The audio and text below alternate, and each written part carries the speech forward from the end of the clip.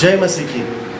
आज के मनन के लिए हम पढ़ेंगे रोमियो की पत्री अध्याय 8 और वचन 13 से लेके 14 तक। और लिखा है, क्योंकि यदि तुम शरीर के अनुसार जीवित रहोगे तो मरोगे, परंतु यदि आत्मा के द्वारा शरीर के कामों को मारोगे तो जीवित रहोगे, क्योंकि वे सभी जो परमेश्वर की आत्मा के नेतृत्व में चलते हैं वे परमेश्वर के पुत्र हैं।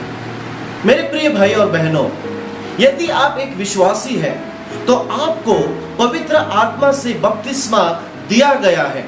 परिणाम स्वरूप पवित्र आत्मा अब आपके भीतर निवास करता है, जैसे कि दूसरा तीमुथियुस की पत्री अध्याय 1 के 14 में लिखा है। और आज के हमारे मनन के वचन के अनुसार आप पवित्र आत्मा से उम्मीद कर सकते हैं कि वह आपका नेतृत्व करेगा और जीवन में आपका मार्गदर्शन करेगा। दो बुनियादी तौर पर विपरीत तरीके हैं जिसमें हम अपने जीवन को जी सकते हैं और नेतृत्व कर सकते हैं। प्रथम, हम शरीर के अनुसार जी सकते हैं और संचालित हो सकते हैं, या हम आत्मा के अनुसार जीवन को व्यतीत कर सकते हैं और आत्मा के द्वारा संचालित हो सकते हैं। शरीर, इस रूपक को मसीह यीशु के अलावा प्रेरित पौलुस ने मनुष्य की पापपूर्ण आध्यात्मिक स्थिति के विषय में दर्शाने के लिए बाइबल में की है। यदि हम शरीर के अनुसार जिएंगे तो शरीर की बातों पर मन लगाएंगे, हम अपनी पापपूर्ण आध्यात्मिक स्थिति की चाहतों और इच्छाओं के द्वारा हमेशा नियंत्रित किए जाएंगे और हम परमेश्वर के और उसके नियमों के प्रति हमेशा शत्रुत्व में रहेंगे।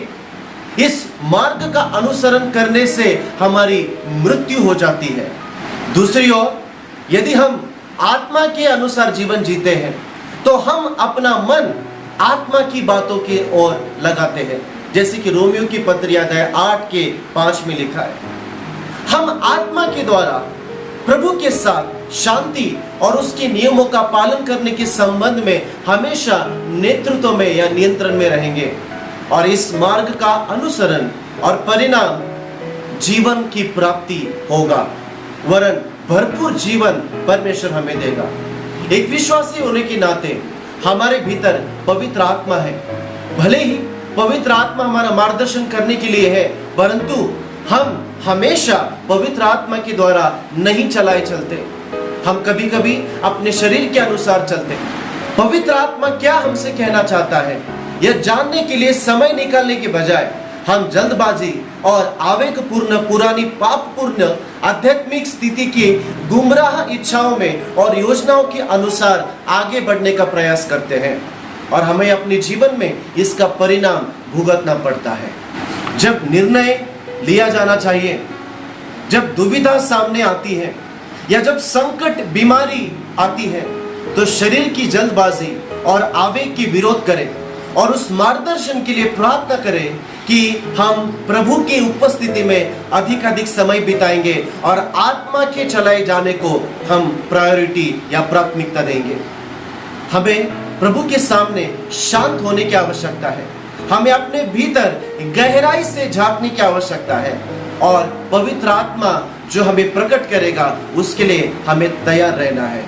केवल वे लोग जो शरीर के द्वारा चलाए चलने से अपने जीवन को बचाते हैं और आत्मा के द्वारा चलते हैं, उन्हीं को प्रभु के पुत्र होने का दर्जा बाइबल में मिला है। सो पुत्रत्व के अभिषेक को प्राप्त करें, उसकी पोजीशन या स्थिति को हम अपने जीवन में उसका आनंद उठाएं और प्रभु की आशीषों से अपने आप को परिपूर्ण करें।